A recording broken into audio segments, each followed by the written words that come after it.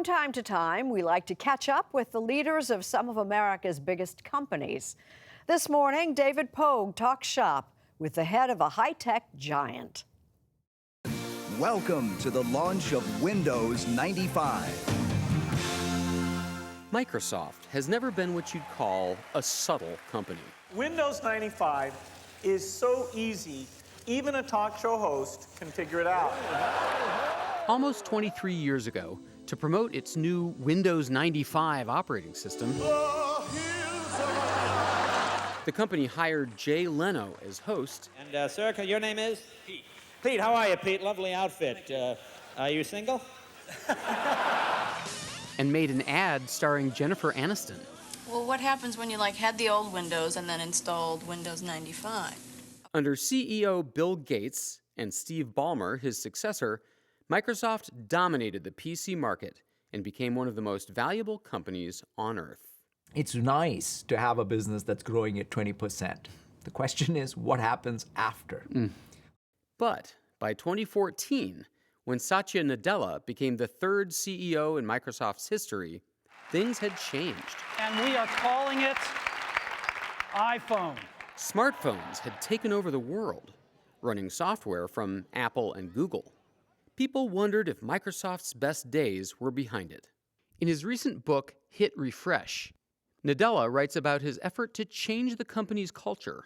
My primary instinct was to be able to tell the story of change and transformation while going through it. When one thing you talk a lot about in the book is empathy and compassion.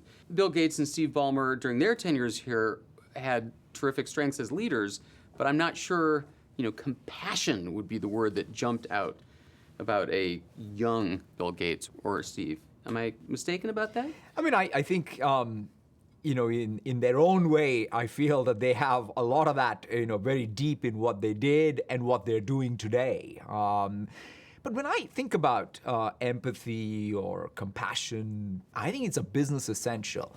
We are in the business of basically meeting unmet, unarticulated needs of customers. And there's no way you're going to be able to get that consistently right if you don't have that deep sense of empathy or being able to see what others are seeing. Satya Nadella grew up in India.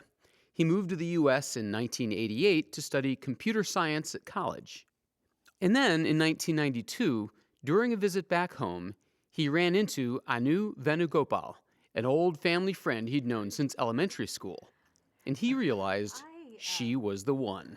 I've known Satya all my life, so when he asked me to marry him, it felt like I was marrying my best friend.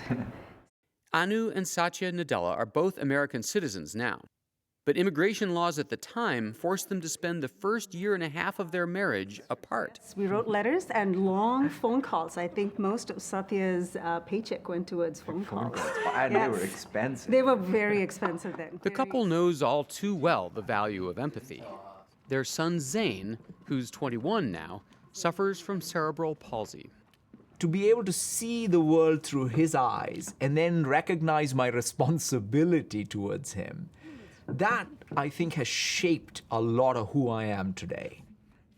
The new, more inclusive Microsoft has been opening up its technology to disabled people. Read me the headings. I see appetizers, salads, paninis. Product manager Angela Mills, who's legally blind, showed me Microsoft's new Seeing AI app. So if I now hold it up. It helps her read text, Carrot malted. Balls. recognize objects. Banana. Here, go 3 feet to your left. Orange. Orange. That is oranges. Yep. Orange. Take picture. And even identify people. 49-year-old man with brown hair looking happy. Wow, I left out tall and handsome, but that's pretty close. That Microsoft app is running on an Apple iPhone. That sentence would have been unthinkable before Nadella came along. A bunch of passionate people came together in a hackathon and said, what can we do with this amazing breakthroughs we are having in computer vision? What's the app we should build as Microsoft that can uniquely help empower people? Kinder and gentler seems to be working. Since Nadella became CEO, the company's stock has more than doubled. And for the first time in a long time, people are calling Microsoft innovative. All right, so go ahead and put this on. The Microsoft HoloLens is a prime example. It's an augmented reality headset. It superimposes graphics on the world around you. Go ahead and just look at the browser, select it, and drag up and down. Ah. You're an expert. Recently, Microsoft has been in the news for more than its new technology.